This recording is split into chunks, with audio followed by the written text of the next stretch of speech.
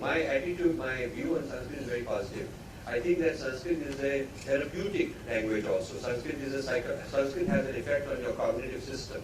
Mantra has an effect on cognitive system. People are now studying scientifically, US, actually books I'm writing now, I haven't announced this publicly, but I'll tell you this anyway. 2 volumes I'm writing, which will be out next year, on Western appropriations of Buddhist meditation in cognitive science, neuroscience, healing, accelerated learning. Now, when I say Buddhist system, my research is also applicable to, it's not just Buddhism, but also applicable to Hinduism, Jainism, other things, other systems. But in this, for these first 2 volumes, I've chosen Buddhism because the people in the West who appropriated are more easily acknowledging and admitting the Buddhist sources. So one way to win your case is that you quote the evidence given by the other side. You take the testimony given by the other side and use that to argue. So this is a testimony given by current cutting-edge researchers in the US and Europe on mental science, mind science, how to upgrade your mind and how to have better grades and whatnot. This role of Indian systems, Indian knowledge systems, meditation and so on is sweeping role. And so after I've done that, I'm going to also take on mantras, Sanskrit, because same thing is happening there also. The role of Sanskrit and the sounds, the vibrations of Sanskrit in early childhood.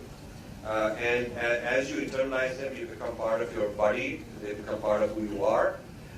It has an effect on your personality and your creativity. I'm afraid most Indians are not interested in this until the Americans set it back. When it becomes, some American institutions selling it for a hefty fee, then you have a lot of corporate people hiring them to teach these things. There's a person called Gardner, you probably heard of him. He came up with a theory called multiple intelligences. That there are not one IQ, but emotional, psychological, creativity, there's different kinds of intelligences. And so this is revolutionized education. So you educate a child, you make him intelligent in many different ways, including tactile, including theater, storytelling, all these kind of things. And it's now become fashionable as management gurus. So last time I was here, Infosys had him touring, and Tata's had him touring. Now what people don't know is that much of this he got from Sri Aurobindo, much of this. Because Sri Aurobindo talked about multiple intelligences, there are many levels of being, planes and parts of being. He wrote on something called planes and parts of being. It means that the being has many planes and there are many parts. And if you understand what these are, you have to evolve all of them. So you have to evolve everything from your physical body to your different levels, name them and describe them.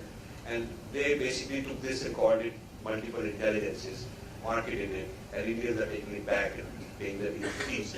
So one of the things you could do is you could become an Indian guru in the West to management people. If you can, already they're teaching Bhagavad Gita in all these Wharton and all these different schools, they're teaching them management lessons and governance and ethics and all that, they're teaching that. And they're teaching different Indian meditative techniques, psychological for stress management, group dynamics, all of these things are coming.